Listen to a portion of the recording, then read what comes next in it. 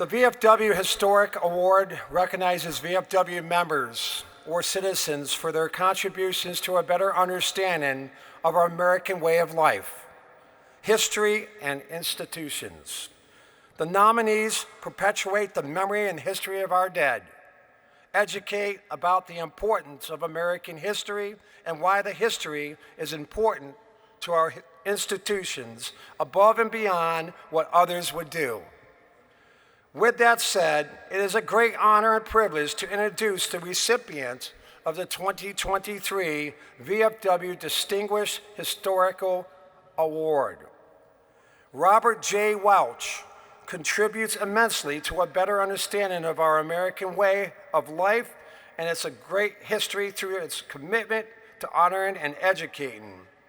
Rather, through his appointed position as a state historian at the VFW Department of Illinois, a position he filled for a first time in more than a half a century.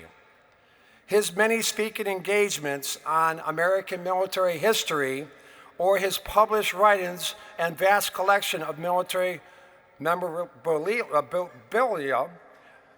sorry, I do stumble on some words, we all do, that only continues to grow. Robert's work helps to ensure America's military history. Its heroes and their significance are forefront in the hearts and minds.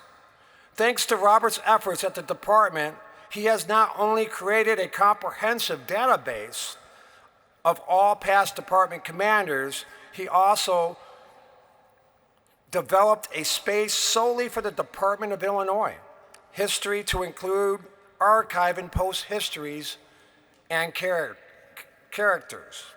Robert's ongoing work and membership within numerous patriotic societies, civic groups, and veteran service organizations has led to ensure the final resting place of our fallen during American Civil War remain cared for, and that their memories and service are not forgotten. His unwavering allegiance to and devotion to American history has made him an ideal recipient for this award. And it brings me great pleasure to present the VFW's Distinguished Historical Award to Robert J. Welch.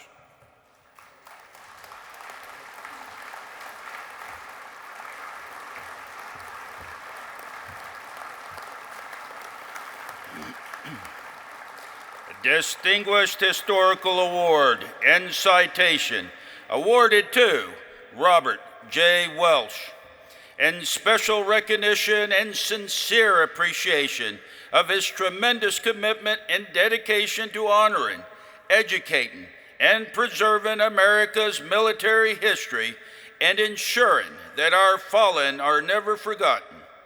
His patriotism and efforts to propel knowledge of American history help to make certain the next generation and those that follow will never forget our great nation's rich and storied history. For this, he has justly earned the utmost respect and gratitude of the veterans of foreign wars of the United States. In witness whereof, we have hereunto set our hands and the official seal of the Veterans of Foreign Wars of the United States this 26th day of July, 2023, approved by the National Council of Administration, signed Timothy M. Borland, Commander-in-Chief, Dan West, Adjutant General.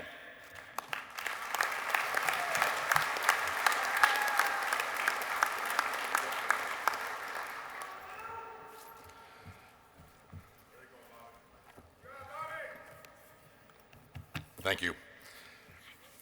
Good morning, comrades. Good morning. Nope. Good morning, comrades. Good morning. Now I feel better. Wow. I am truly humbled to receive this award.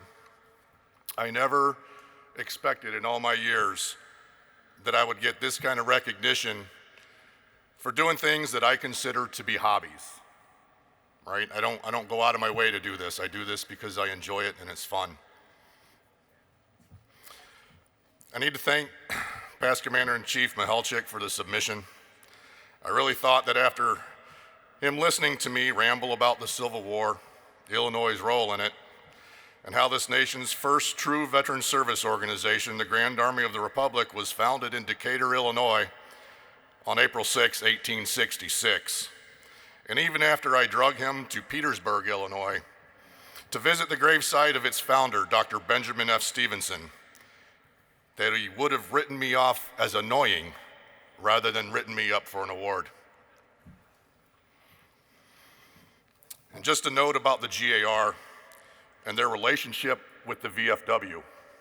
In 1919, the VFW National Council of Administration voted to make every member of the Grand Army of the Republic an honorary member of the VFW. And for the record, the membership of the GAR at their 1919 encampment was over 110,000 members. So in a single vote, 110,000 members of the GAR were made honorary members of the VFW. That's just to show how much of an impact that organization had on ours. Kathy,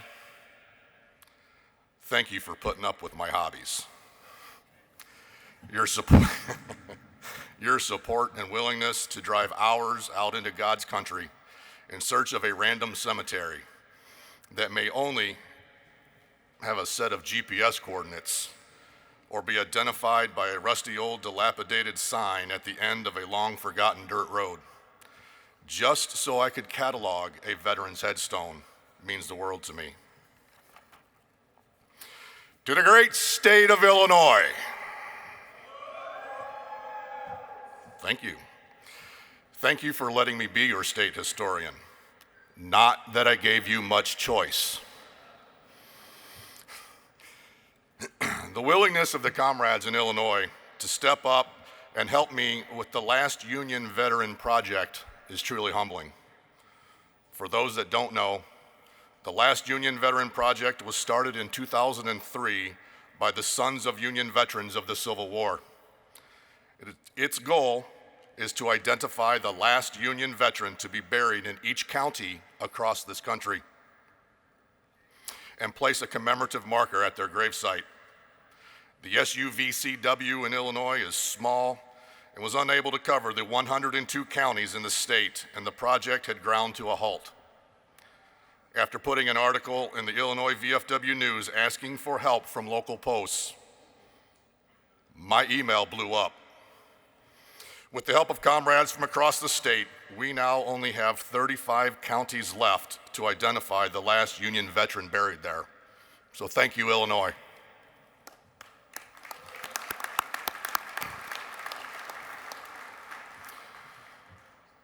Now, I don't want anybody to think that my focus is on the Civil War. Well, Al's not up here, but he could attest that he did get to see me dressed up as a color sergeant for the 39th Illinois Infantry at our last VOD. It's not. My focus is definitely not all on the Civil War. My focus is on the study of the veterans, of the fraternal veterans organizations that rose and formed after the individual conflicts and wars that America participated in, and preserving the history of those veterans who started them, and obviously that means on the VFW itself. Now that topic could lead me into a 3-hour seminar. So, in closing, I want to encourage all departments to appoint a state historian, someone with a passion for researching the people and the events that are specific to your state and how they built your department into what it is today. I also urge the national organization, and I'm looking at you, to do the same. Our fraternal history is just as relevant now as it was in 1899. And only a passionate caretaker of the past can be a true custodian of our rich history. Commander-in-Chief Borland, comrades at the VFW, I thank you from the bottom of my heart for this award.